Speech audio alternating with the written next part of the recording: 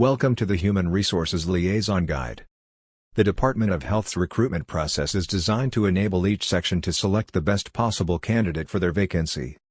Filling vacancies shall be directed toward attracting and retaining highly qualified people, utilizing employees' skills, capabilities and education in the best interest of the department. After reviewing this video, you will understand the procedure used by the Human Resources Recruitment section to fill vacancies with different types of appointments, what documents are needed, where to find them, how to complete them, and what steps are taken before the hire. You have the option to pause or go back to a portion of the video at any time, to fully complete each document. Within your role as a Human Resources Liaison, you may hear several abbreviations. This list defines each abbreviation used throughout this video.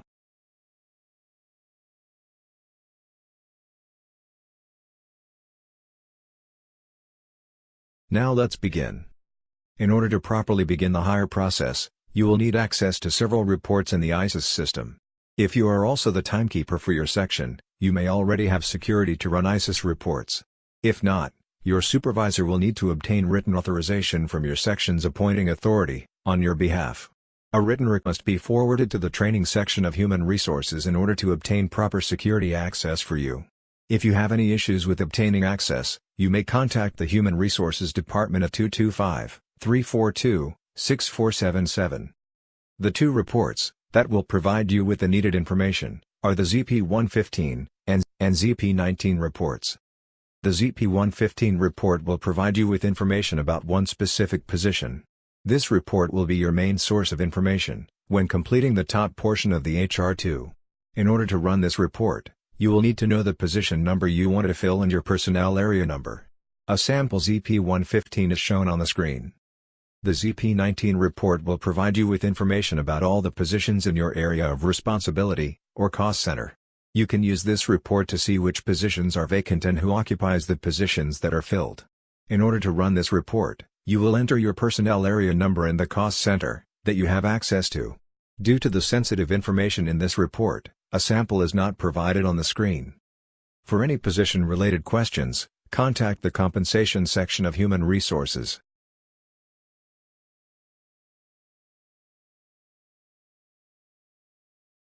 Now that you have printed your ZP-115 report, you are ready to move on. In order to fill vacancies within your office, you must first complete and forward to your HR office a request to fill a vacant position form, which is known as the HR2. The HR2 form can be found on the Louisiana Department of Health SharePoint site by typing DHHNET in the Internet browser. Next, click on Human Resources, under Employee Resources. You will find HR forms under Libraries. Next, click on the HR2 form. Here you will find not only the HR2, but also other HR forms, which will be explained in the operations video for liaisons. Once the form is open, perform a file save as function in order to save the document to your personal computer. Do not type in the form before saving it to your computer, as the information you type may overwrite the blank file in our database. Please check back often, as our forms are updated periodically. Now that you have located the form, let's discuss how to complete it. In the top portion of the form, please fill in the agency personnel area number, cost center title, domicile, former incumbent's name, if applicable, job code, civil service job title, working job title, if applicable, number of vacancies, and position number. You may also provide HR with a brief description of the functions and job duties of the position, via email. If a working job description was emailed to HR, mark yes, and provide the date and time the email was sent. If not, mark no. Providing a job description will give applicants a clear understanding of the exact duties and responsibilities as it relates to the position being announced.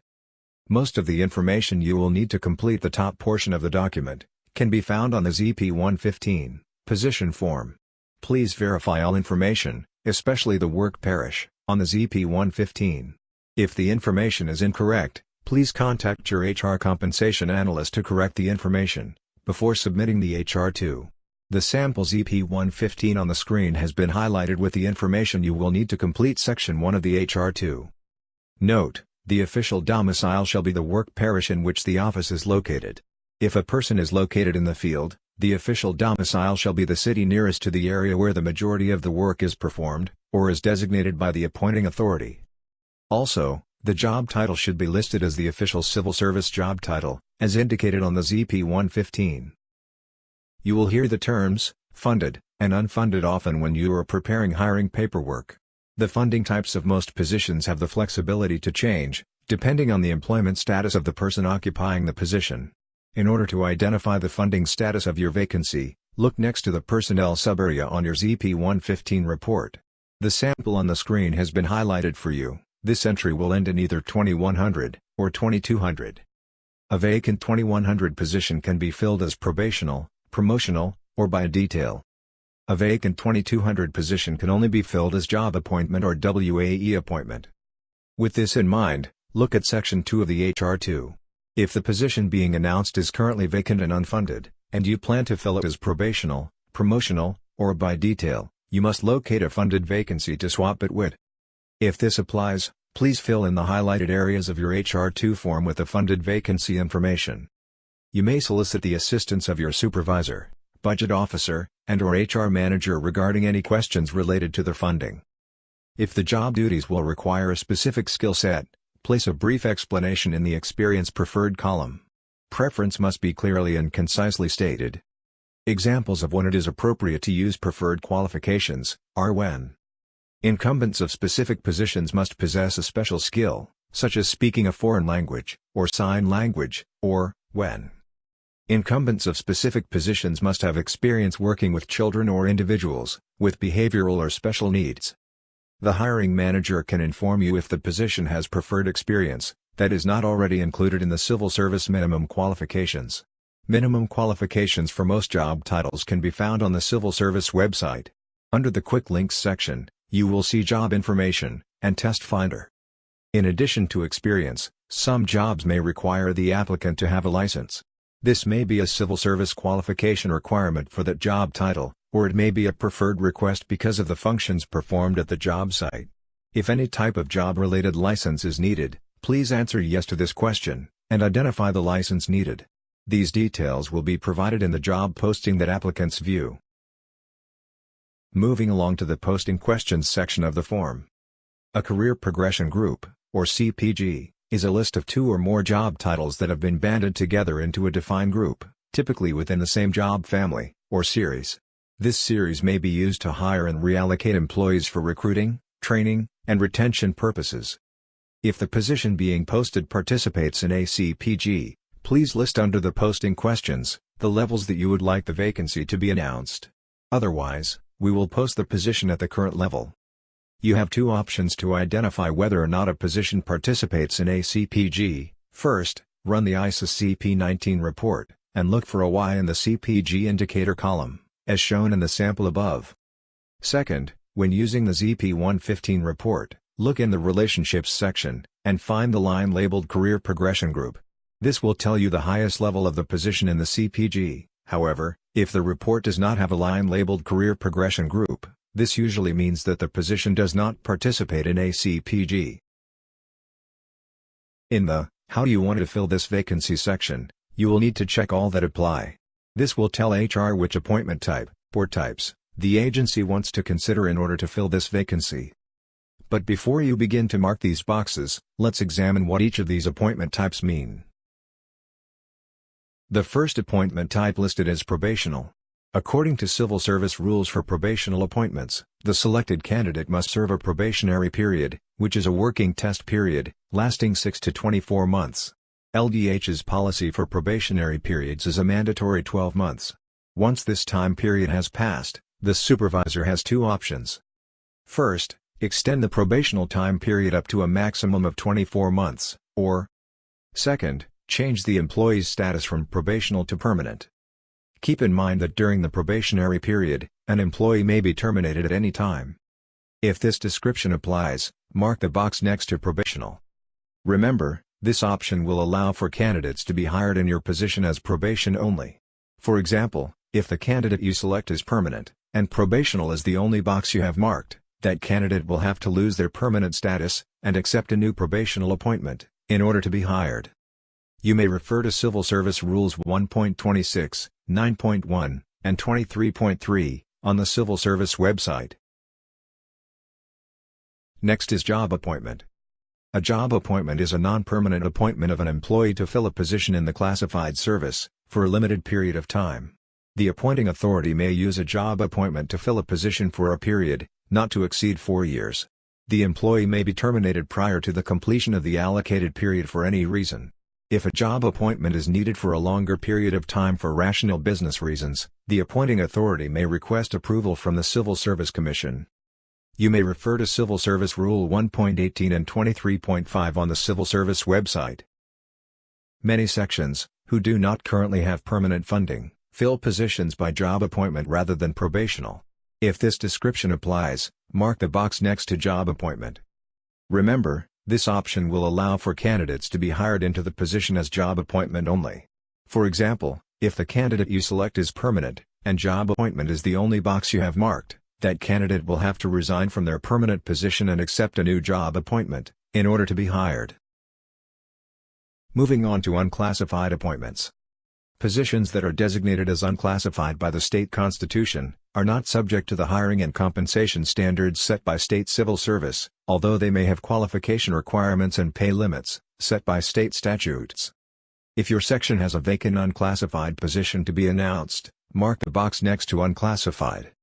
In order to identify if there are any unclassified positions in your cost center, run the ISA CP19 report, and look for text beginning with unclass, in the ESG text column, as shown in the sample here. According to Civil Service Rule 23.6, a WAE appointment is a temporary appointment of an employee, to fill a position for a limited period of time, in order to address filling the position in a regular manner, or, to address an emergency or work overload situation. An appointing authority may use a WAE appointment to fill a position when the hours worked will not exceed 1,245 hours, during a 12-month period. The appointing authority may terminate the WAE appointment at any time. If your section has a vacant WAE position to be announced, mark the box next to WAE appointment. In order to identify if there are any WAE positions in your cost center, run the ISA CP19 report, and look for text beginning with WAE in the PSA text column, as shown on this sample. Now that the definition of each appointment type has been explained, let's discuss what job types must be posted.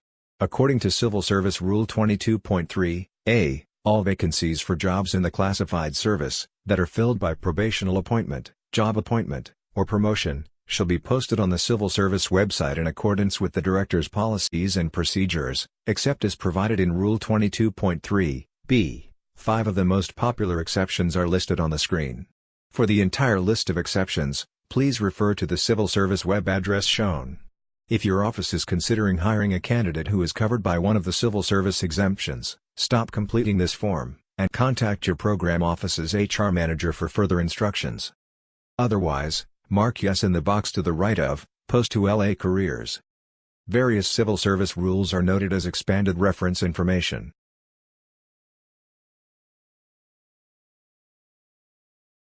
Next, is the promotional section of the HR2 form. Civil Service Rule 23.4 states that promotions shall only be made of employees serving with permanent status, in the classified service. Employees whose most recent official overall performance evaluation needs improvement unsuccessful, are not eligible for promotion. If your section would like to allow current permanent employees the option to be considered for this opening, receive the assigned promotional pay, and retain their permanent status, mark the box to the left of promotional. The agency may limit the posting to certain groups of people or zones. They are as follows.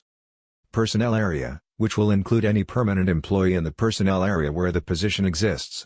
Some example personnel areas are OS, MVA, OPH, OBH, etc. Next is LDH, which will include any permanent employee within LDH. Or, it can be listed as statewide. Statewide will include any permanent employee in the entire state. Promotional zones have been established to allow agencies flexibility in determining the appropriate applicant pool when filling different vacancies.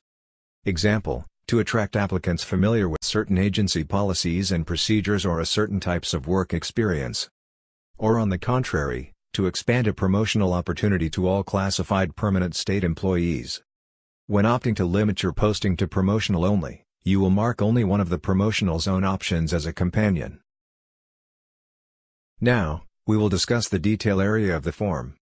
Civil Service Rule 1.13.1 defines a detail to special duty as the temporary assignment of an employee to perform the duties and responsibilities of a position, other than the one to which he is regularly assigned, without prejudice to his rights in, and, 2, his regular position. A detail shall not exceed 1 year without prior civil service approval. An appointing authority may end a detail at any time. There are various reasons a section may want to fill a vacancy on a temporary basis. You will mark the box to the left of detail, if the appointing authority wants to fill a vacancy by detail, and would like it announced. Note, if the appointing authority already knows who will be placed on detail, completion of this form is not required. As with promotions, there are similar zones you can limit your announcement. The two zones for details are personnel area and LDH. For practical business purposes, details are not generally offered statewide. Please mark one of the given zones as a companion to the detail choice. You may refer to Civil Service Rules 1.13.1 and 23.12 on the Civil Service website. In addition to typing in the Civil Service Rule web link, referenced on several of the slides, you may also access the Civil Service Rules by going to www.civilservice.louisiana.gov and clicking on Civil Service Rules. In the last section of the HR 2, you must provide the hiring manager and personnel liaisons' names, phone numbers, and email addresses. Next, obtain the appointing authority's signature and date before forwarding the document to your agency's budget staff. Once an HR 2 is submitted to HR, the Department Preferred Reemployment List, which is commonly called the DPRL, will be checked. The DPRL is a list of permanent employees who have been laid off, or moved to a vacancy created as the result of a layoff. Employees on the list must be given preferential hiring rights for their department or agency. If a DPRL has an employee, or employees listed, instructions will be forwarded to the personnel liaison, or hiring manager along with the necessary attachments, via email. The liaison, or hiring manager must contact those listed, starting from the top and going down, in the order in which they appear.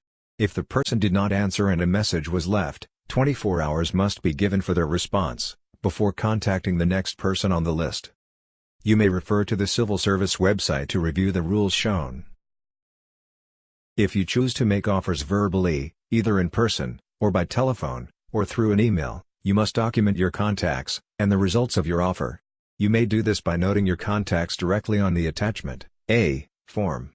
When an employee accepts an offer, he or she must be able to report for work within 14 days. An employee who is unable to report for work within 14 days may be considered unavailable, and the vacancy may be offered to the next employee on the list. Each completed contact form must be promptly submitted to Human Resources for civil service compliance purposes. Once the DPRL is cleared, or no results were found, you will receive the HR2 email notification informing you that the position has been posted. It will include the job title, cost center, position number, location of the vacancy, type of appointment, and the closing date of the announcement. You should review this information, as well as the actual posting, and notify your HR analyst if there are any discrepancies. A referral list is a list of applicants that Civil Service has certified as meeting the minimum qualifications. After the posting closes, you will receive a referral list email. This email will include each candidate's application, the referral list, the expiration date of the referral list, and an overview of the remaining steps of the hiring process. After the list is reviewed, you may proceed with your in-house interview process. You must complete the referral list on every candidate that was interviewed, by indicating the interview date, the action, and the hire date. The referral list email you will receive will inform you of the action codes. For example, once a candidate is appointed, you will put A under the action column, by the name of the appointed applicant, I for interviewed, C for considered, D for declined. Once someone is selected for the position, an email must be sent to your HR analyst requesting a conditional offer of employment, which is known as the COE or HR5 form. The COE request email should list the following information: name of the applicant, position number, title, and the effective date of hire. After the HR analyst receives that email, the COE will be issued, if nothing else is needed. You may seek a salary higher than the minimum hire rate, special entrance rate, or rate due to eligible prior state service, if applicable. Chapter 6, Section 5, G, of the Civil Service Pay Rules allows for applicants to start at a higher pay rate due to qualifications or credentials being higher than the minimum qualifications. The pay rule is commonly called a 6.5, G. Consult with your program office's HR manager for guidance and forms. The 6.5, G, should be completed prior to the COE request. Once a COE is requested, HR will send you an email with the COE, I-9 form, E-Verify posters, and drug testing locations, if applicable. This email will state whether the applicant requires additional documents to verify their qualifications for the position, like an official college transcript, or a valid license. There are 3 versions of transcript delivery that will be considered official. Number 1, an electronic transcript email directly from the school to Human Resources. Second option, applicants may have their school mail the official transcript directly to HR. Third option, the official paper transcript can be delivered to HR in an unopened, sealed envelope by mail or by hand.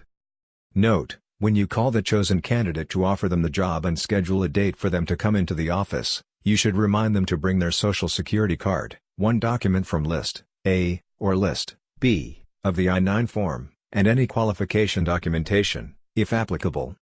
The next few slides will go into more detail about the employer requirements for each item. First, is the HR-5, or COE. It is the offer of employment in which certain conditions must be met by the applicant, prior to hire. LDH's conditions are listed on the HR-5 form. Upon receipt of the form from HR, you should review for errors prior to giving it to the applicant. The prospective employee must circle if he, or she, is authorized to work in the U.S., initial lines 1 to 10 in agreement, and sign, and date the form. For clarity purposes, it is highly suggested that you read over each item of the form with the candidate as he, or she, initials and signs. If number 1 is ever answered with a no, Human Resources must be notified immediately. A hire of someone not authorized to work indefinitely in the United States must be approved by LDH's secretary before they can begin working. Item number 2. If the candidate is required to have additional documentation to meet the minimum qualifications, this is another opportunity to emphasize that such documents must be submitted before the first day of work. Before returning to Human Resources, please make sure the form is completed by checking to see if all lines, 1 through 10, are initialed, make sure yes or no is circled, and obtain both signatures from the employee as well as the designated representative, prior to the hire date. If any questions arise, please contact your HR analyst. Note: if the vacancy is at pay levels AS 623, TS 318, SS 422, MS 525 or above, an executive approval letter must be submitted to the HR director, and must be approved before a COE will be issued. Please contact Human Resources for further information regarding the process of submitting the requested approval letter. The next documents to be given to the candidate are the I-9, Employment Eligibility Verification Form, and the E-Verify posters. The I-9 form is a federally mandated form to determine employment eligibility. Each of these documents, along with the posters, are required to be given to every new employee. The I-9 form is a multi-paged document containing information and instructions about the I-9 verification process. Right now, we will take a look at page 7, and go over the instructions on how this page should be completed by the applicant. Section 1. Employee Information and Attestation. Have the applicant print their information in all of the highlighted areas.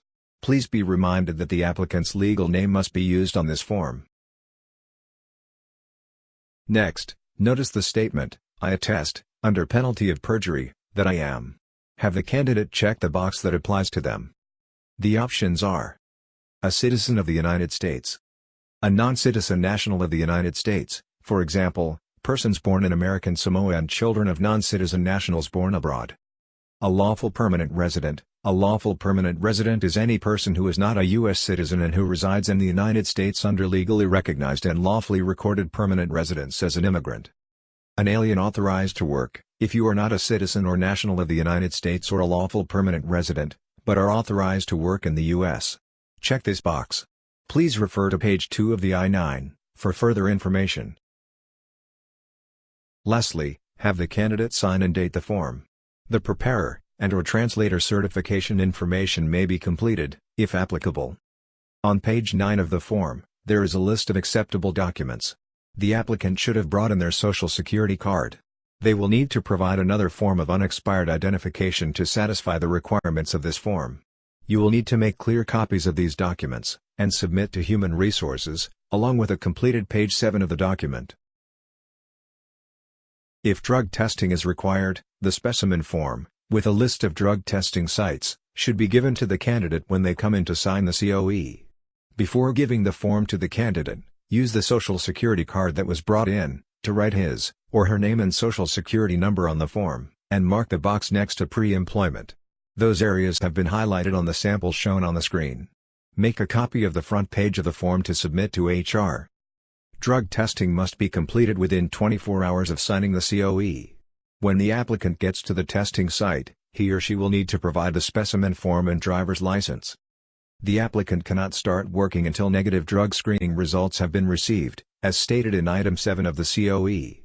Contact your HR analyst for drug testing results. Now, let's review the items you need to return to HR before the applicant's first day of work. The signed referral list, a properly completed COE, an official transcript or licensure, if applicable, page 7 of the I-9 form, a copy of the applicant's Social Security card, a copy of one other unexpired verification document listed on page 9 of the I-9 form, and a photocopy of the pre-filled drug test specimen form given to the applicant, if applicable. Again, HR can only accept 3 versions of an official transcript: an e-script, which is an electronic transcript emailed to HR, a transcript mailed to HR from the applicant's school, in a sealed envelope, and a hand-delivered original to Human Resources, in a sealed envelope from the university, bearing the registrar's signature. If you run into an issue with returning any of the items on the checklist, please notify your HR analyst immediately. Once HR has received all required documents, and a cleared drug screening has been received, an email containing new hire orientation information will be sent, to you and to the applicant. Note: a personnel number will not be issued until all documents presented in this video, and the series of orientation documents presented in their assigned videos, are returned to HR. If you have any questions, contact the HR office at 225-342-6477.